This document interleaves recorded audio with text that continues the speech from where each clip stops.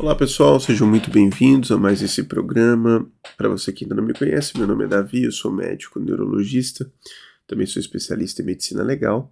Eu uso esse canal aqui para falar para médicos sobre medicina, direito médico, responsabilidade civil médica, erro médico, mercado médico.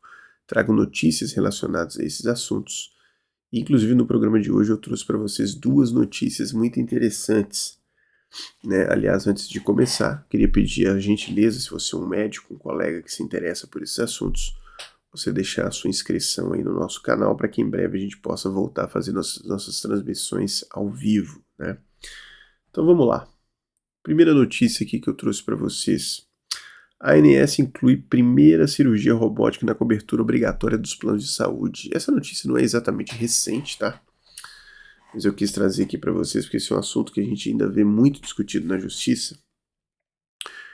Existe esse rol, né, da ANS, né, Agência Nacional de Saúde Suplementar, que é uma lista dos procedimentos que o plano de saúde teria que cobrir, né? Então há uma discussão eterna se esse rol seria um rol exemplificativo, né? Ou seja, cabe outros procedimentos que não estejam especificamente ali. Mas também existe a discussão de que ele seria um rol exaustivo, ou seja, se não estiver ali, não há cobertura do plano de saúde, né? Então, baseado nisso, um dos procedimentos que eram mais solicitados era exatamente a cirurgia robótica para câncer de próstata, para prostatectomia, pela sua superioridade ali de preservação dos tecidos, né, de menor índice de complicações. E aí o procedimento acabava sendo aprovado. Agora não, agora esse procedimento ele vai fazer parte da famosa lista da ANS, né, esse rol de procedimentos de cobertura obrigatória dos planos de saúde. Então, a ideia é que a gente, com o tempo aí, passe a ver menos essa discussão nos processos judiciais, né? Vamos para a segunda notícia que eu trouxe para vocês aqui. STJ restabelece sentença e afasta a condenação por suposto erro médico. Quarta turma entendeu que a decisão do TJSP contrariou o laudo pericial. Por que eu trouxe essa notícia aqui para vocês, né? Primeiro vamos refletir um pouquinho sobre essa questão do laudo pericial. Quando o médico, o perito, né, faz o laudo pericial, ele coloca lá, junta lá no processo o laudo pericial, nós já sabemos que o magistrado ele não está obrigado, a decisão do magistrado não está vinculada ao resultado daquele laudo pericial, não é isso? A gente já sabe disso. Tá, tudo bem. Isso é baseado num princípio que é o princípio do livre convencimento motivado, segundo o qual o magistrado no direito brasileiro ele não está preso às provas e as provas não têm uma hierarquia entre si. Então, a rigor, um laudo pericial ele não é uma prova de maior peso do que uma outra prova testemunhal, por exemplo, né? Eles teriam pesos equivalentes e caberia ao magistrado decidir ali o que vai entrar mais, menos, etc, né?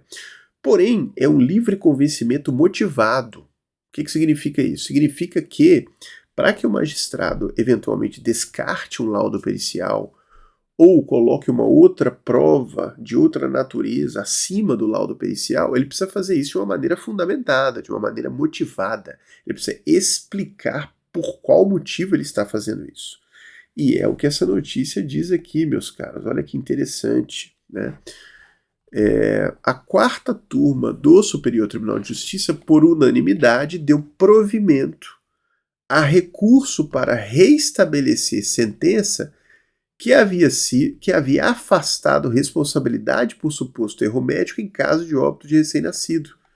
O colegiado destacou que o acórdão do TJSP afastou as conclusões da perícia judicial sem apresentar fundamentação técnica suficiente em matéria que envolve alta complexidade médica.